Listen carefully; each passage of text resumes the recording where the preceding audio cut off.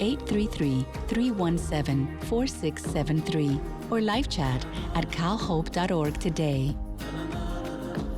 Laughlin is a place to indulge, relax, and have new adventures. So when you see the lights of Laughlin shining off the Colorado River, you know that the food is good, the people are friendly, and the excitement is real. Plan your trip at visitlaughlin.com.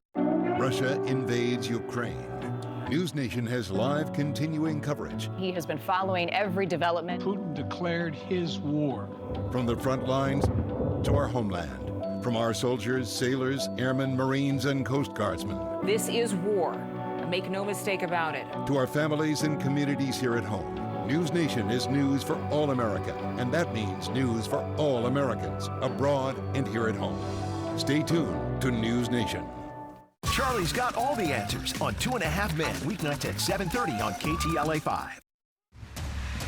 Good Sunday morning to you. I'm Christina Pascucci live in the newsroom. President Putin saying that sanctions on Russia are akin to a declaration of war. Coming up, we will have the latest on the crisis in Ukraine.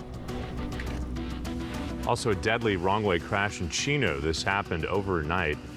What we know about this fiery scene coming up. And a cold winter blast continues through Southern California after storms bring hail and snow. And we will be dry today, still cool, but gusty winds and warmer weather are on the way. We'll talk about all of that coming up.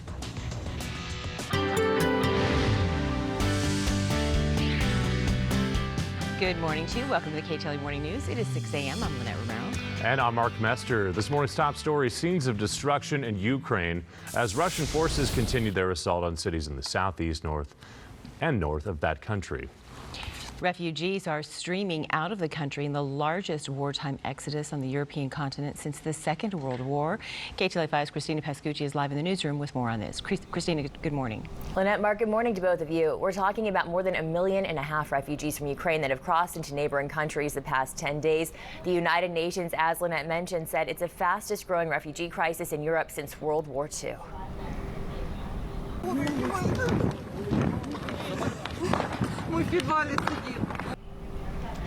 An evacuation crossing for civilians trying to escape the Irpin district west of Kyiv was shelled Sunday as a stream of civilians is coming through the checkpoint. Media organizations on scene say at least 3 died, including 2 kids. In the last hour, Ukrainian President Zelensky released a video captioned, quote, urgently. Щойно мені доповіли про ракетний. The Ukrainian president says he is urgently asking the U.S. Congress and European countries to create a no-fly zone over Ukraine, something they've refused to do because it would essentially mean if Russia does send an aircraft into the space, it would be shot down. That could propel the world into war. Russia President Vladimir Putin warned of disastrous consequences. Zelensky then said, well, he too then needs planes to fight. Congressman Brad Sherman, who sits on the U.S. Foreign Affairs Committee, was on a call with Ukraine's leader. He seemed desperate, but under some very intense pressure and reaching out to the whole world for help. He asked for a no-fly zone, knowing that that really wasn't in the cards. And then he asked for something that would help him combat Russian aircraft without having the dangerous situation where Americans are shooting at Russians. And I think that's much more likely. The mayor of Mariupol says Russia's trying to choke his city off by cutting agreed evacuation routes. Civilians in the battered Ukrainian port city are trapped without power and water and unable to recover their dead, per the mayor. Russian state media claims these routes are reopened just for today during a temporary ceasefire. Нерви ні к чорту, ні чорту. Все в голові таке примішалось. Дуже важко. Хай їм там гикнеться, отим паразитам, що в Московії йдуть. Хай живуть, як ми зараз живемо, на пороховій бочці. Господи, слава Тебе. This was a funeral for someone described as a hero. Ukraine's paramedic hero Valentina Pushkiv was buried in Kyiv Saturday. She died after being shot while on her way to evacuate injured from the outskirts of the Ukrainian capital.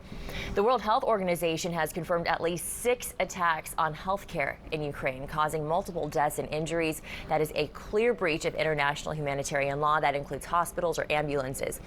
Delegations from Ukraine and Russia will hold a 3rd round of talks tomorrow. Coming up, we're going to show you images images of a bride getting married while surrounded by war.